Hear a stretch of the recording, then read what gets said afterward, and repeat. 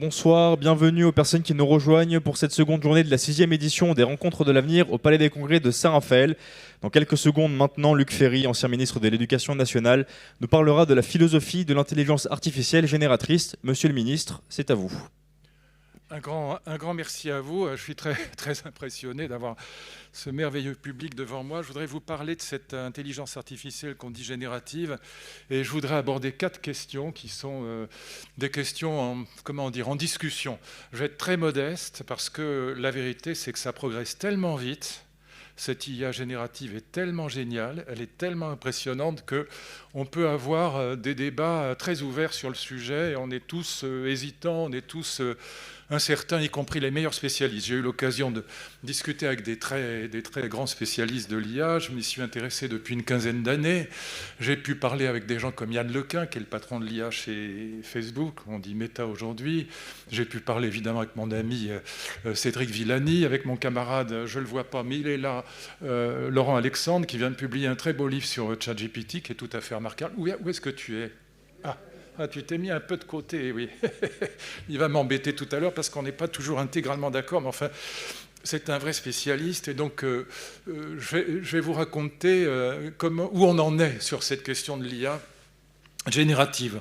C'est pas simplement ChatGPT, il y en a beaucoup d'autres, mais il y a l'équivalent de ChatGPT en fabrication d'images, qui est DALL-E ou Midjourney, qui sont absolument impressionnants aussi, notamment par rapport aux artistes, parce que ça produit des œuvres d'art, on peut l'appeler des œuvres d'art, qui ont d'ailleurs été primées, qui se vendent des centaines de milliers de dollars pour certaines d'entre elles, et qui évidemment posent le même problème pour les artistes que pour les scénaristes d'Hollywood, par exemple, s'agissant de ChatGPT.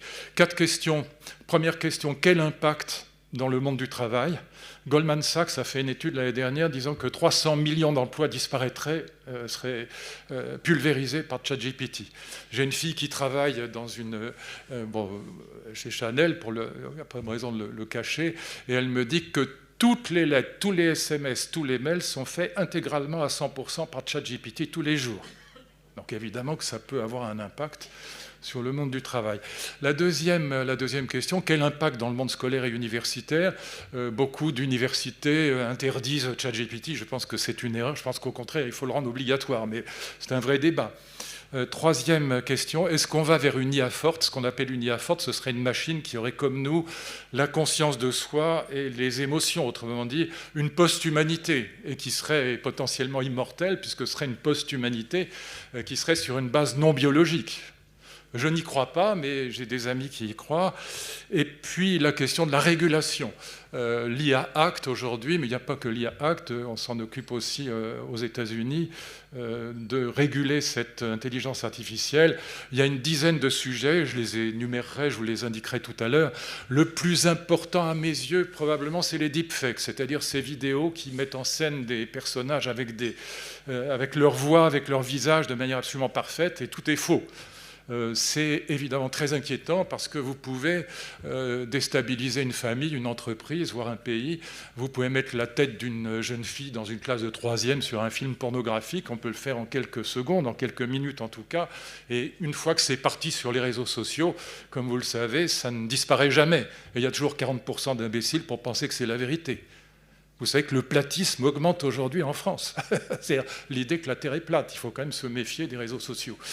Alors, mais il y a 17% des Français qui pensent que la Terre est plate. Donc c'est quand même... voilà, les réseaux sociaux, c'est pas forcément toujours génial. Et donc si on balance une deepfake, donc une fausse vidéo, une vidéo de vous, mais qui vous fait dire des choses abominables, et personne ne peut voir que c'est un faux, ça peut être extraordinairement dangereux. Ça fait partie des sujets de régulation, mais c'est 1 sur 10 ou 12, il y en a beaucoup d'autres. Donc 4 sujets. Avant de rentrer dans ces sujets, qui encore une fois sont délicats et sur lesquels on peut être en désaccord les uns avec les autres, sur les performances de ChatGPT, il faut quand même dire la vérité. Notre ministre du numérique a dit que c'était un perroquet approximatif. Il est passé à côté de son sujet parce que c'est invraisemblablement performant. Voilà, c'est invraisemblablement performant. Cette bestiole a 155 de QI. ça la met au-dessus des 1% de la population mondiale en termes de QI. Alors on peut discuter ce que le QI mesure, mais enfin c'est quand même très impressionnant. J'ai passé une licence de psycho quand j'étais gamin, parce que je pensais que j'aurais jamais la grecque de philo, puis en fait j'ai eu la grecque de philo, mais l'une des épreuves en licence, en certificat de licence, en psychologie expérimentale, c'était de se faire passer entre étudiants le Wechsler, l'un des principaux tests d'intelligence. Avec le Zazo, on se faisait passer ça. Et j'aime bien, je lui ai fait passer moi-même à ChatGPT, c'est amusant. Et dans le Wechsler, il y a des phrases que j'aime beaucoup parce que c'est des phrases de bon sens. C'est pas simplement du calcul bête, 1, 3, 5, 7, 9, qu'est-ce qui vient après? Bon, ça, tout le monde y arrive. Mais c'est des phrases de bon sens. Donc quand on fait passer le QI à quelqu'un, on lui dit, je vais te dire une phrase bête, et tu me diras qu'est-ce qu'il y a de bête dans la phrase. Alors je vais vous le faire, le QI. Alors, il y en a deux que j'aime beaucoup. Alors, ChatGPT est génial parce qu'il donne la bonne réponse en 4 secondes. Je lui ai fait passer cette épreuve. Je vous donne la phrase bête. Le boulanger perd sur chaque petit pain, mais il se rattrape sur la quantité. Oui, je vois que ça peut faire rire. ChatGPT en 4 secondes. 4 secondes. Je suis hypermnésique, donc je vous donne exactement ce qu'il me répond. C'est une erreur de compréhension de la logique des entreprises. Mon ami Gattaz le sait.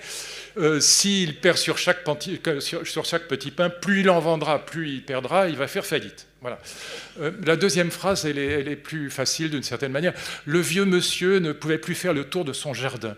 Le tour de son jardin était une circonférence, mais quand il arrivait au milieu de la circonférence, il était obligé de faire demi-tour parce qu'il était tellement fatigué. Voilà. Voilà, je vois que vous avez compris. Là encore, 4 secondes pour me dire, s'il continue, ça revient au même. Voilà. Je lui ai fait passer une disserte de philo parce que, évidemment, l'association des profs de philo a dit il est incapable d'argumenter, il n'est pas bon. Mais c'est pas vrai. Il est incapable d'émotion et de réflexion émotive. Je lui ai demandé ce matin, par exemple, j'ai la réponse là dans mon iPhone, je lui ai demandé ce matin, parce que j'ai écrit un livre sur la révolution de la courtoisie, sur les premiers grands romans courtois, le premier étant le Tristan et Iseult de Béroul en étant 175, et je lui demande ça ce matin. Je lui dis, quand même, Tristan, il couche avec Iseult, alors que Iseult est marié quand même avec le roi Marc. Voilà, est-ce que c'est bien ou mal? Et il me répond, ça dépend. Voilà. Il y en a qui pensent que c'est pas bien. Non, mais il est normand. Et puis il y en a qui pensent que c'est plus compliqué que ça. Voilà. Mais évidemment, comme il n'a pas d'émotion, qu'il n'a pas de conscience de soi, sur ces sujets-là, il est normand. C'est peut-être oui, peut-être maintenant. Pareil, si vous lui posez des questions droite-gauche, par exemple. Alors, j'y reviendrai. Il a des biais. Il a des biais éthiques parce qu'il est élevé en Californie. Ça, Laurent Alexandre l'a plusieurs fois pointé dans son livre. Et donc, il est wokiste, féministe, écologiste, antiraciste, enfin tout ce qui est bien, quoi. Et donc, mais s'il était élevé par Jean-Pierre Chevènement, il serait universaliste et républicain. Donc, il penserait tout à fait différemment. Donc, il y a des biais éthiques qui sont évidemment très incarnés dans les réponses qu'il fait ou dans l'interdiction qu'il a de faire certaines réponses. Je lui ai donné, c'est juste pour vous montrer les performances. J'ai fait faire une disserte de philo, je crois qu'elle avait été posée par d'autres gens que moi, mais je l'ai fait faire moi-même. Je lui ai dit, voilà, il y a eu une guerre atomique, il n'y a plus qu'une seule femme et un seul homme, plus qu'un seul couple sur la planète. Tout le monde est mort, sauf un homme et une femme. Et l'homme, il veut perpétuer l'humanité, et donc il veut coucher avec la dame. Mais la dame ne veut pas. Est-ce qu'il a le droit de la violer ? 3 réponses. Question d'éthique assez classique, un peu sleazy, comme on dit en anglais, un peu borderline, mais classique. 3 réponses. C'est là qu'on voit qu'il est quand même très, très intelligent, si je puis dire, même s'il ne pense pas, il n'a pas de conscience de soi. Première réponse, non, il n'a pas le droit de violer la dame, parce que de toute façon, c'est contraire à toutes les déclarations des droits de l'homme, à tous les principes possibles et imaginables de respect d'autrui, et donc ce n'est pas négociable, quel que soit l'enjeu. Deuxième réponse, il peut quand même, si jamais, essayer d'utiliser l'éthique de l'argumentation de Jürgen Habermas et Carl Otto Appel et essayer de convaincre la dame que par l'argumentation, que l'enjeu quand même est si important, c'est l'avenir de l'humanité, enfin l'existence même de l'humain, que ça vaut peut-être la peine quand même qu'elle prenne sur elle, si j'ose dire. C'est le cas de le dire, remarque. Oui, je suis bête. Et troisième réponse, Si jamais la dame ne veut toujours pas, ce qui est peut-être le cas, il peut essayer de trouver ce qui reste dans un hôpital d'utilisable pour fabriquer une PMA. Eh oui, pas idiot. Et après, vous savez ce qu'on appelle les prompts. Alors, on n'a pas de mot en français pour ça, ce sont les gens qui vont poser les questions supplémentaires. Et c'est aujourd'hui, on peut être payé comme prompteur, je dirais, parce que prompteur c'est autre chose, mais comme prompteur aux États-Unis, jusqu'à 500 000 $ par an, parce que c'est une spécialité que d'être capable de poser les bonnes questions à ChatGPT. Si vous prenez juste les 3 réponses que je viens d'évoquer, donc il me fait ça en 1 page et demie, comme d'habitude, en 8 secondes. 8 secondes, c'est dingue. Et en plus, la seule différence avec mes élèves, c'est qu'il n'y a pas de faute d'orthographe. C'est là qu'on voit qu'ils ont triché. Et donc, si vous rajoutez des questions, pourquoi la Déclaration des droits de l'homme interdit-elle le viol? Il vous remet 3 pages. Qu'est-ce que c'est que l'éthique de l'argumentation, l'éthique de la discussion? Il vous remet 3 pages. Qu'est-ce que c'est qu'une PMA? Il vous remet 3 pages. Et puis si vous continuez les prompts, les questions comme ça, au bout d'une demi-heure, vous avez largement 150 pages. Mon futur gendre a fait intégralement son mémoire de maîtrise à Warwick avec ChatGPT, avec les prompts. C'est une bête quand même absolument extraordinaire. Il a passé l'épreuve de Polytechnique de physique en 6 secondes. Il a passé le barreau de New York. Il a passé la licence de droit, là aussi en quelques secondes, avec une mention assez bien, ce qui est malgré tout assez, pour une machine quand même incroyablement impressionnant. Et puis on lui a demandé une chose aussi, alors j'ai vérifié, à chaque fois je vérifie moi-même, on lui a demandé d'imaginer le scénario du prochain livre de Stephen King. Et c'est génial. Il a fait 6 pages absolument extraordinaires. Je les ai là, je pourrais vous les lire, mais enfin, je ne vais pas parler trop longtemps. Mais il a fait 6 pages extraordinaires. C'est l'histoire d'une ombre maléfique qui va se promener la nuit dans un petit village américain qui s'appelle Darkwood. Et cette ombre maléfique, elle va avoir une vertu maléfique, elle aussi, c'est d'obliger les gens à avouer les secrets de famille. Et ça va révéler leurs secrets de famille. Et ça va, évidemment, les secrets de famille étant révélés, entraîner toutes sortes de disputes jusqu'à des meurtres. Et puis il invente le personnage d'un jeune journaliste qui va aller sur place pour essayer de tirer l'affaire au clair, etc. Vous avez 6 pages, le mec, il n'a plus qu'à remplir les blancs. Voilà. Mon meilleur ami, ou un de mes meilleurs amis, Elie Chouraki, on a fabriqué un scénario de film ensemble il y a quelques jours. Je comprends que les scénaristes d'Hollywood soient en grève. Parce que c'est absolument génial. Vous pouvez faire un nouvel épisode de Game of Thrones sans aucun problème. Et c'est remarquablement bien fait. Et chaque fois, c'est en moins de 20 secondes. Et sans faute d'orthographe et en 150 langues différentes. Donc dire que c'est un perroquet approximatif, pardon, mais c'est vraiment à côté de la plaque. Et en plus, cette chose progresse tous les jours. Un dernier point pour les performances. Maintenant, cette bestiole a la vision et la parole. Donc vous pouvez rentrer dans votre ordinateur, n'importe quoi, il le voit. Et vous pouvez lui demander d'interpréter ce qu'il voit. Je ne me souviens plus qui lui a demandé ça, moi je l'ai fait aussi, à chaque fois je l'ai refait moi-même.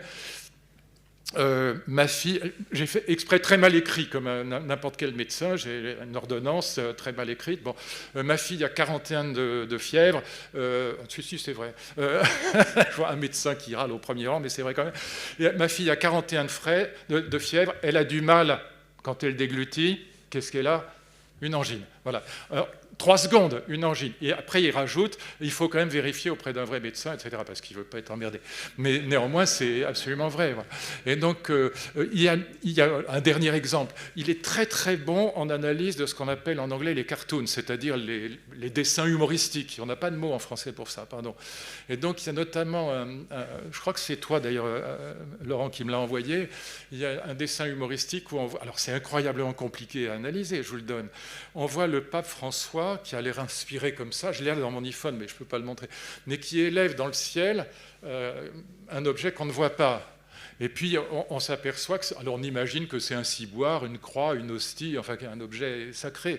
Et en fait on s'aperçoit que c'est ce que ma grand-mère appelait les coins-coins, les petites salières qu'on fabriquait quand on était petit en papier. On lui dit, qu'est-ce qu'il peut y avoir de comique dans l'affaire?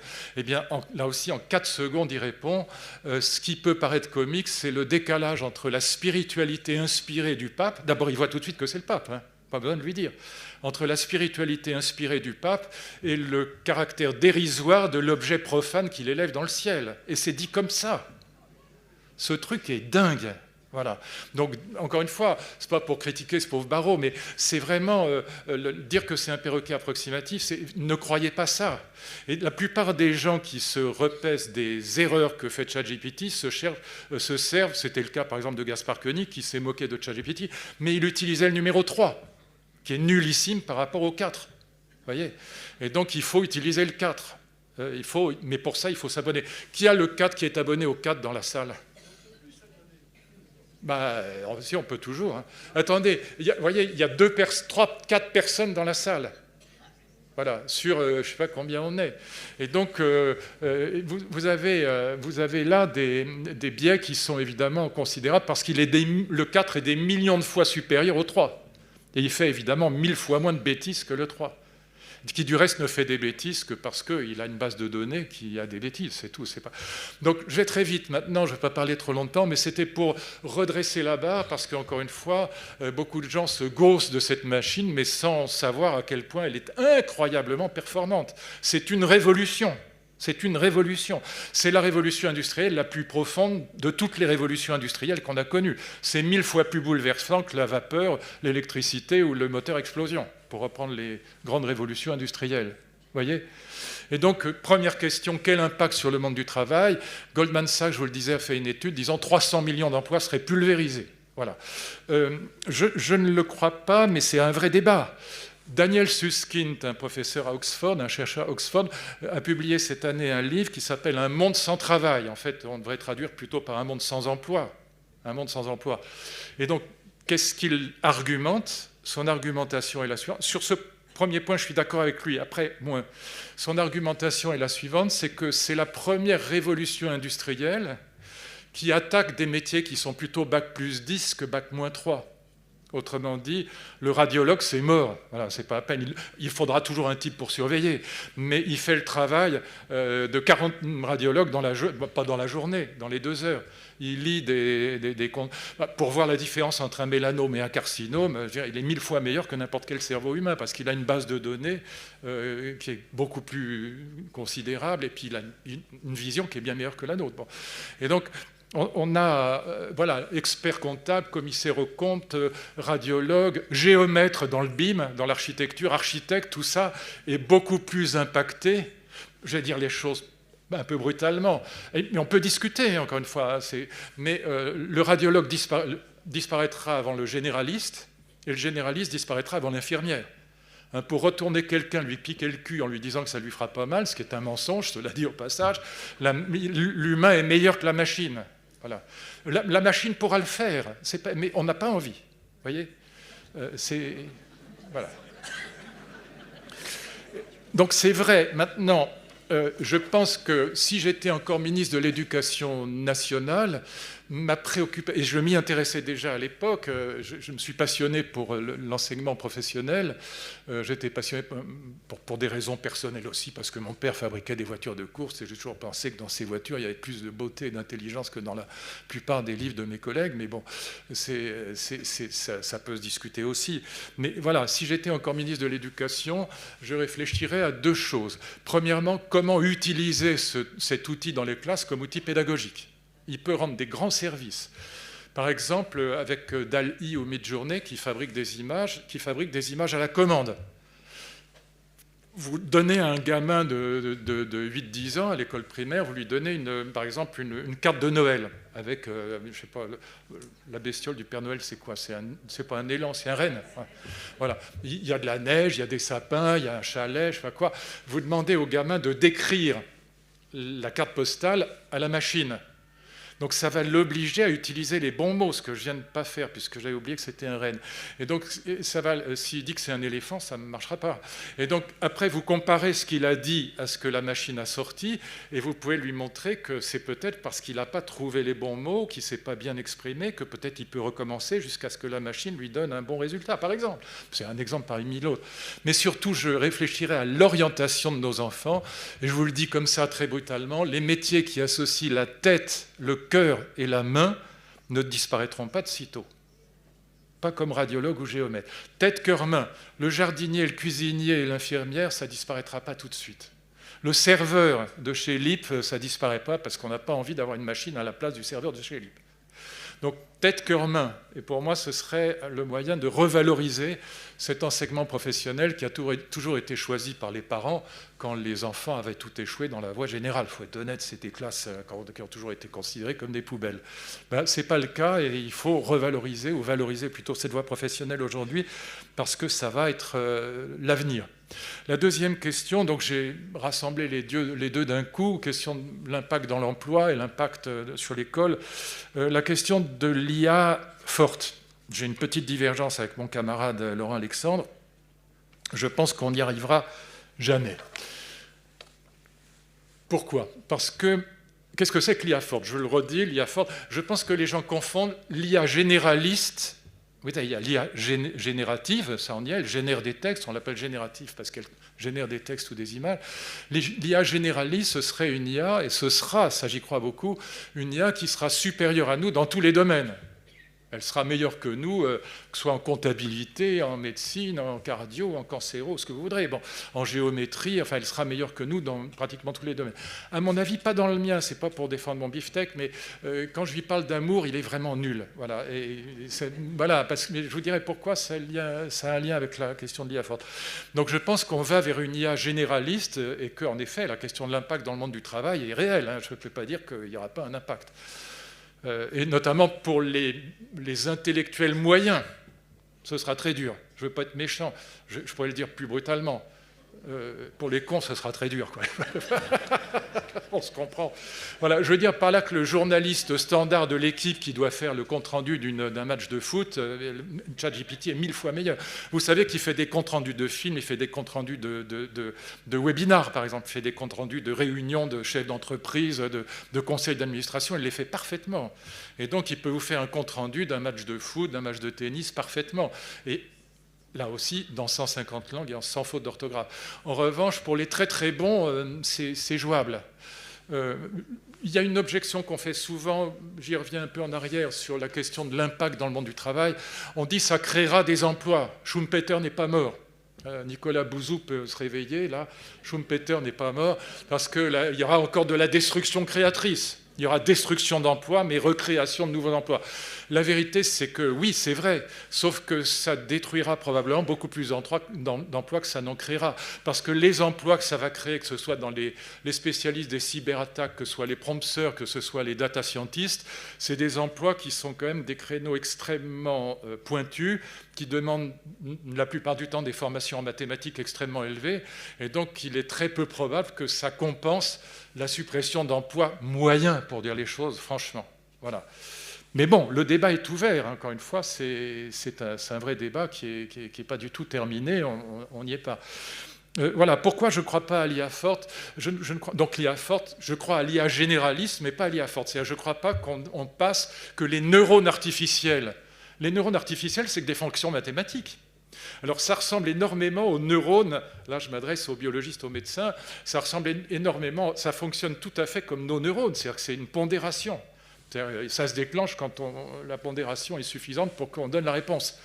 Mais la vérité, c'est que ChatGPT, vous avez l'impression de parler avec lui exactement comme avec un humain très intelligent, sauf qu'il ne comprend absolument rien. Ce qu'il dit, c'est purement statistique. Il choisit des mots en fonction de la plus grande probabilité qu'il y a qu'un mot suive un autre. Mais il ne comprend strictement rien à ce qu'il dit. Et donc je pense que ce qu'on est en train de démontrer, au contraire, c'est qu'une IA extrêmement faible peut ressembler parfaitement à de l'IA forte. Et d'ailleurs, tout le monde... le test a été fait, vous savez ce que c'est que le test de Turing, c'est donc on met des gens dans une pièce et puis on met dans l'autre pièce un interlocuteur, on ne sait pas si c'est un humain ou une machine, et les gens doivent décider s'ils parlent avec une machine ou avec un humain. 70% des gens qui ont fait ce test et qui parlent avec ChatGPT pensent qu'ils parlent avec un humain. 70% sont convaincus que c'est un humain. Hein, c'est la chambre noire de Searle pour les amis philosophes dans la salle. Mais la vérité, c'est qu'il ne parle pas du tout avec un humain, il parle avec une bestiole qui n'est que statistique, qui ne comprend rien à ce qu'elle dit. Voilà. Et donc, je n'ai jamais vu des fonctions mathématiques tomber amoureuses. Ce n'est pas vrai. Et je pense que pour avoir des sentiments, pour avoir donc une conscience de soi et des sentiments, il faut un organisme vivant. Quand vous avez peur, quand vous avez soif, etc., quand vous courez, vous avez le cœur qui bat, vous avez la gorge sèche, que sais-je, vous ressentez les choses. Mais pour ressentir les choses, je ne vois pas comment des fonctions mathématiques peuvent ressentir les choses. Jusqu'à ce qu'on me démontre le contraire, je n'y crois pas. En revanche, oui, on va vers l'IA généraliste. Dans 5 ans, on aura, c'est déjà le cas aujourd'hui, quand il a 155 de QI, cette bestiole, elle est déjà très généraliste et très intelligente, et beaucoup plus intelligente que les 3/4 des humains, dans plein de domaines. Et donc je pourrais vous donner d'autres exemples qui sont encore plus impressionnants. Il paraît qu'il arrive tout seul, sans éducation, à résoudre des équations mathématiques du 6e degré. Donc personne n'y arrive. Bon. Et passer l'épreuve de physique de Polytechnique en 6 secondes, aucun humain n'y arrive. Donc on est déjà dans une IA qui va être généraliste et supérieure à nous. Mais je ne crois pas donc à une IA forte sans organisme vivant. En revanche, oui, ce qui est très possible, et c'est un peu ce que fait Neuralink, c'est Elon Musk, c'est qu'on arrive à une hybridation homme-machine.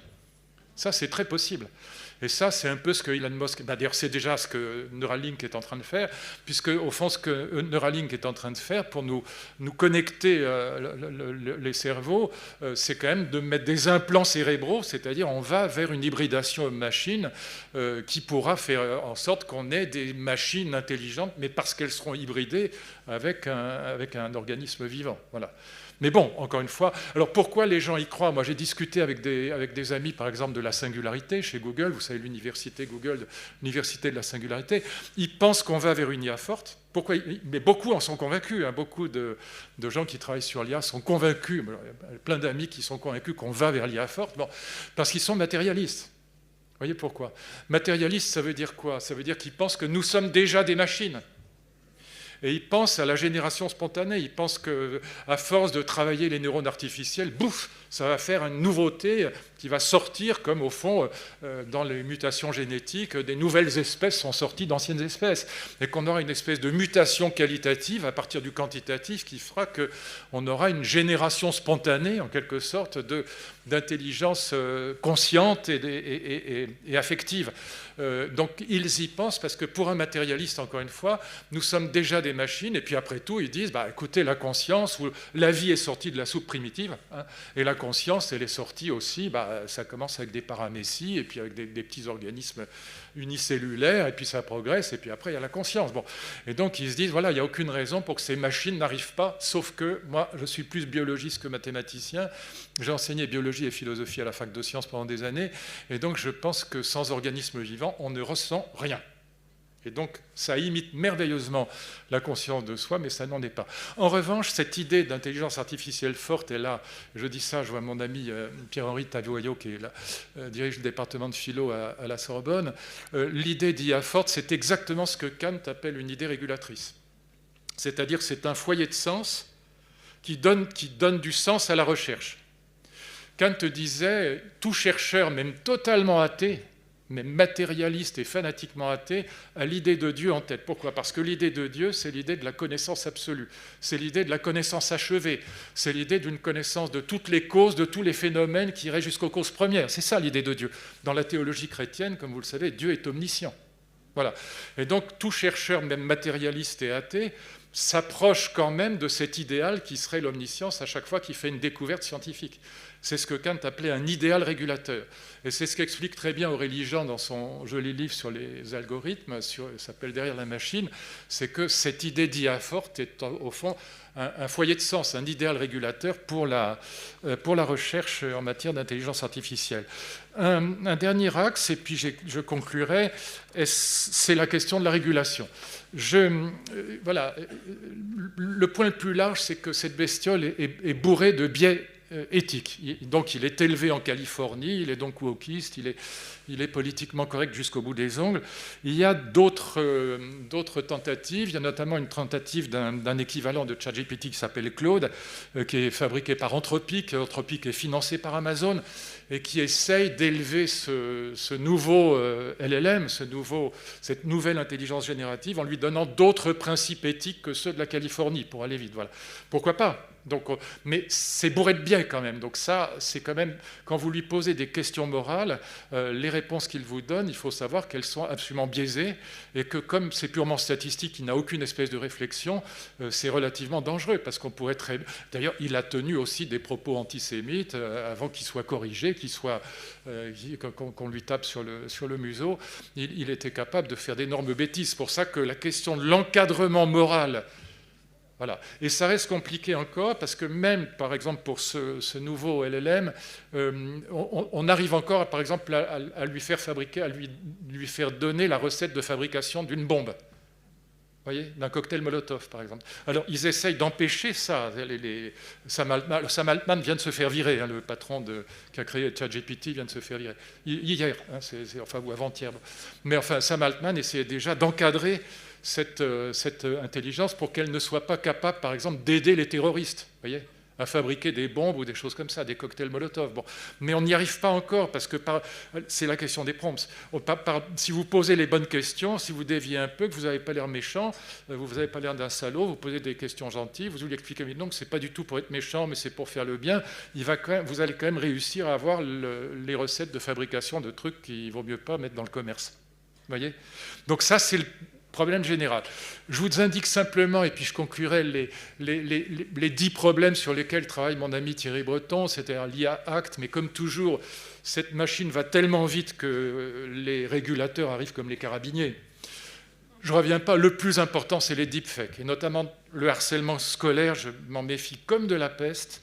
Mon ami Gabriel Attal s'en occupe, je suis très content de ce jeune homme, mais voilà, il faut aller très vite parce qu'on peut faire des choses absolument catastrophiques. Voilà. Encore une fois, vous pouvez mettre la tête d'une gamine de 5e sur un film porno et ça part dans les réseaux sociaux et la famille est bousillée, voilà, parce que c'est pas rattrapable après. Donc, il y a une deepfake de Mélenchon qui est géniale, je vous la conseille. Non, où il parle arabe admirablement. Mais c'est absolument extraordinaire. Il y en a 3 de Macron, il y en a une où il défend le Hanouna, qui est très drôle.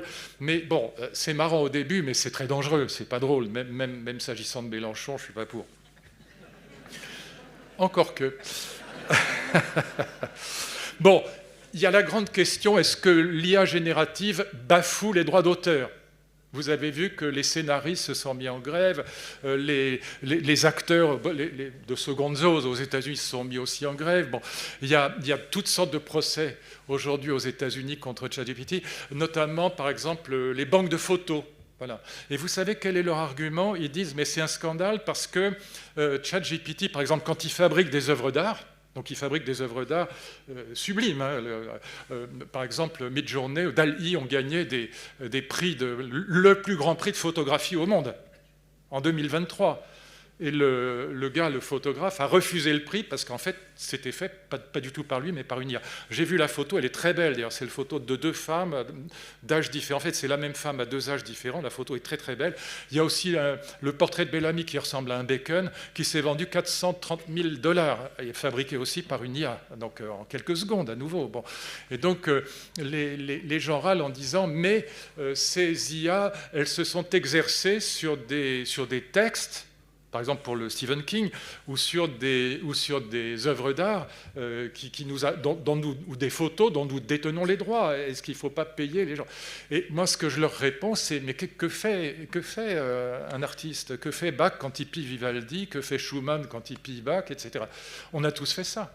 J'ai passé 30 ans de ma vie à traduire les philosophes allemands. J'ai traduit Kant, Hegel, Fichte, Schelling, Adorno, Horkheimer, Cassirer.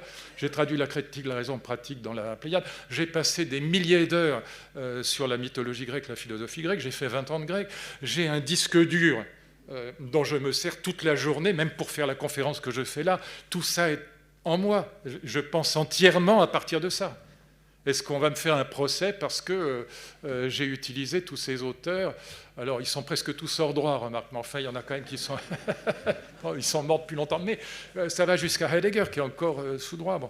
Et donc, vous voyez, en fait, tout écrivain, tout artiste écrit à partir d'une histoire qu'il a pillée. Et après, il en fait quelque chose. Peut-être qu'il est créatif après, mais c'est même pas sûr. Bon.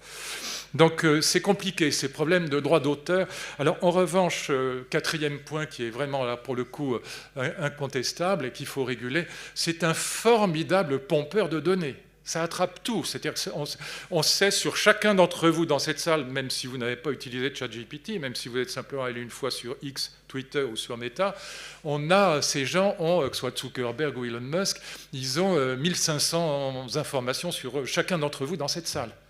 Mais là, si par exemple vous mettez ChatGPT chez Airbus, tout part chez Boeing dans le quart d'heure. Mais évidemment. Donc, quand vous installez dans une entreprise ces machins-là, évidemment, il faut vous entourer de cyber, je sais pas, on n'a pas de nom pour ça, cybersécuriteurs, si je puis dire, qui vont mettre des pare-feux, des parapluies absolument partout. Sinon, c'est un danger public. Mais ça pompe toutes nos données. Cinquième élément, ça va être couplé avec les métaverses. Les gens sont bêtes, ils pensent que les métaverses ne marcheront pas parce que la technologie n'est pas encore parfaitement au point. Mais ce n'est pas vrai. Allez sur Decentraland, sur Sandbox ou sur Roblox, Horizon World un peu de mal, de Meta, de Zuckerberg. Mais il a mis 20 milliards dedans, donc ça va marcher. Mais vous allez avoir des métaverses. Si vous ne l'avez pas vu, écoutez-moi bien, regardez le film de Spielberg qui s'appelle Ready Player One. Génial. Et vous verrez, si vous ne savez pas ce que c'est qu'un métaverse, vous serez dedans. Le métaverse, ce sont des mondes virtuels dans lesquels vous allez rentrer, mais ce n'est pas du virtuel, c'est du semi-virtuel. C'est votre avatar qui ira dans le métaverse. Et votre avatar, vous pourrez l'accessoiriser comme vous voudrez. Vous êtes vieux et moche, vous pourrez être jeune et beau. Ça me tente beaucoup, mais voilà. Voilà. Vous pouvez être noir, vous serez blanc. Vous pouvez être blanc, vous serez noir. Vous pouvez être femme, vous serez homme. Voilà. Et donc, vous pourrez avoir un avatar que vous customiserez et qui pourra faire 1000 choses. Il pourra aller dans des galeries d'art, il pourra aller acheter une film, il pourra rencontrer des amis, vous pourrez faire des webinars, vous pourrez faire des réunions virtuelles. Vous pourrez prendre des cours, vous pourrez faire du sport, vous pourrez faire 1000 choses. Et mes amis, aptein en grec, mes 20 ans de grec me ressortent, aptein c'est le toucher. Vous aurez des vêtements haptiques. Quand vous serez dans un webinar, vous serrez la main de votre boss ou de votre collègue, vous sentirez chez vous, à 3000 km, qui vous serre la main. Ça donnera à la pornographie une dimension totalement nouvelle. Ce n'est pas du tout une blague. Mais ce n'est pas du tout une blague. Ce sera considérable. Considérable. Le développement de la pornographie sur les métavers et l'accessoirisation de votre avatar, il faut quand même savoir que c'est pire qu'Amazon, c'est parce que c'est Amazon en 3D. Vous aurez Oculus, la vision en 3D, vous serez complètement en immersion, totalement en immersion. Vous ne pouvez pas imaginer à quel point c'est sidérant. Et vous pourrez donc accessoiriser votre avatar en ayant des vêtements Chanel. Par exemple, les sacs Gucci se vendent un peu plus cher en virtuel qu'en réel. Vous voyez ? Donc c'est pas, et ce sera évidemment un terrain. On imagine qu'on aura plusieurs milliers de milliards de dollars de ventes dans les 10 ans qui viennent sur les métaverses. Et toutes les boîtes de luxe et aussi les boîtes d'assurance y sont aujourd'hui. Il n'y a pas une seule boîte de luxe qui n'est pas aujourd'hui sur un métaverse, notamment sur Decentraland où on achète des terrains, des maisons, des immeubles à des prix hallucinants. À des prix hallucinants. Ça veut dire qu'il faut que je m'arrête. Bon, je termine avec j'en ai pour 3 minutes. Vous avez la question toujours régulation, la question des manipulations des élections. Vous avez des bots, des petits robots qui peuvent envoyer des fake news absolument partout. La manipulation des élections va devenir cosmique. Donc ça aussi, c'est une question, évidemment. Vous avez les fake news, d'une manière générale. Il n'y a pas que les deepfakes, qui seront absolument considérables. Vous avez aussi le fait que ce sont des oligopoles qui sont beaucoup, beaucoup, beaucoup plus puissants que la plupart des États, y compris en termes de PIB. Le PIB, si je puis dire, si on peut parler en termes de PIB des GAFAMI, ça doit être 4 ou 5 fois celui de la France. Donc il y a un problème quand même, moi qui suis un vieux républicain, un vieux gaulliste, il y a quand même un problème de compréhension de la démocratie quand on a affaire à des oligopoles privés qui sont plus puissants, il y a 193 pays de l'ONU, si mes souvenirs sont bons, que 180 pays de l'ONU. C'est un vrai sujet, et qui peuvent évidemment arroser, piloter, manipuler le monde entier. sans aucune espèce de régulation.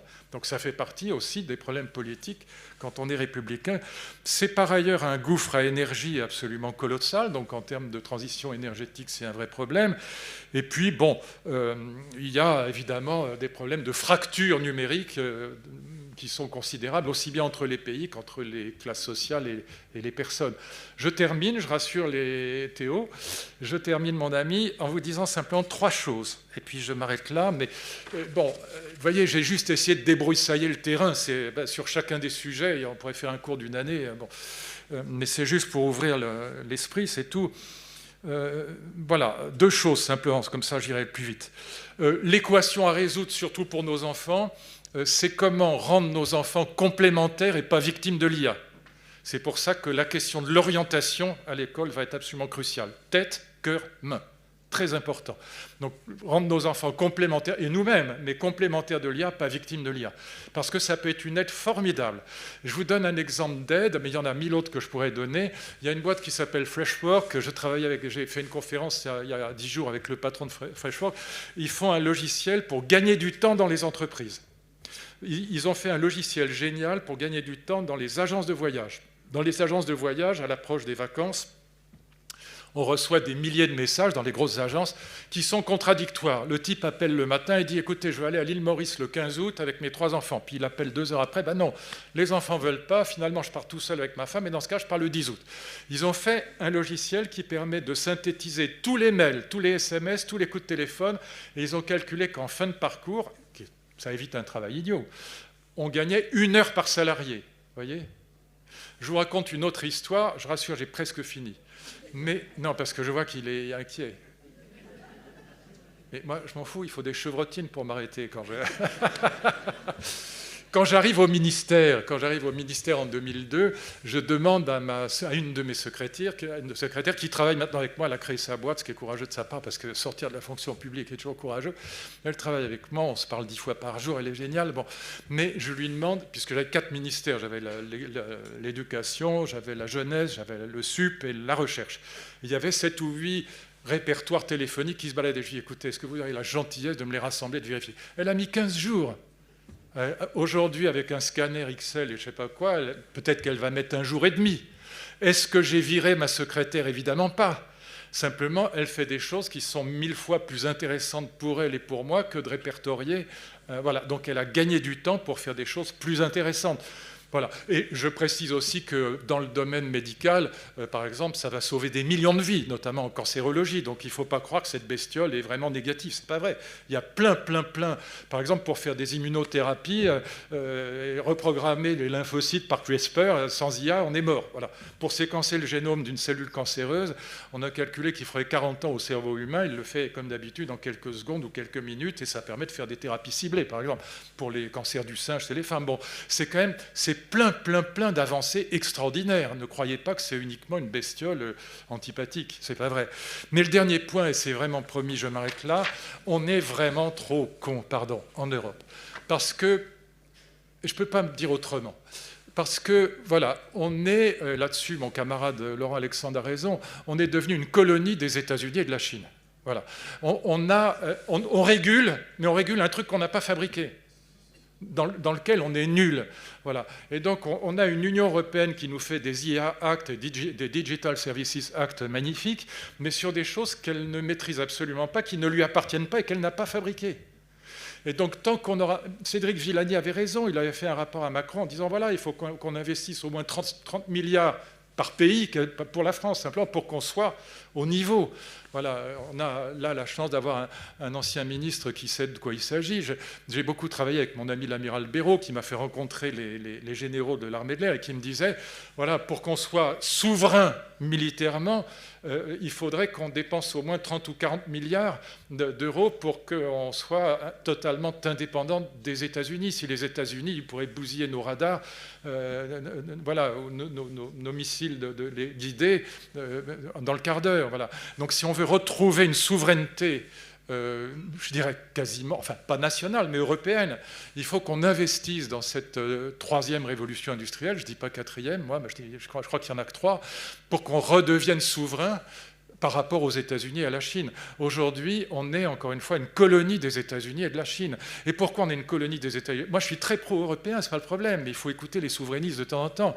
Lorsqu'on a élargi l'Union européenne, à 28, on ne peut pas faire plus bête. Et là, Madame von der Leyen, qui est la plus grande catastrophe qui soit arrivée à l'Union européenne, elle veut élargir à 30. Mais elle est malade. Elle est malade. Il faut qu'on resserre, au contraire, sur les 10 fondateurs, où il faut qu'on arrête le dumping fiscal et le dumping social. On est des malades mentaux. On a détruit l'Union, alors que je suis un fanatique pro-européen, mais on a détruit l'Union européenne parce qu'on se tire la bourre sur le dumping fiscal et le dumping social. On a éclaté l'Europe. Il faut qu'on ait une harmonisation fiscale et sociale. Alors, surtout pas sur le modèle français, sinon il n'y aura personne. Mais voilà. Mais il faut qu'on puisse investir au moins 300 milliards de dollars dans cette troisième révolution industrielle pour retrouver une souveraineté européenne. C'est le plus grand enjeu des 10 ans qui viennent. Merci à vous. Et voilà. Merci mon petit lapin. Merci. Oh là là. Ça marche pas? Merci de ton amitié et de ta fidélité depuis 6 ans. Ah ben oui. Il n'y a pas de question. Hein.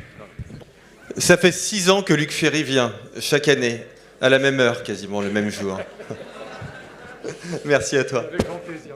Merci à toi.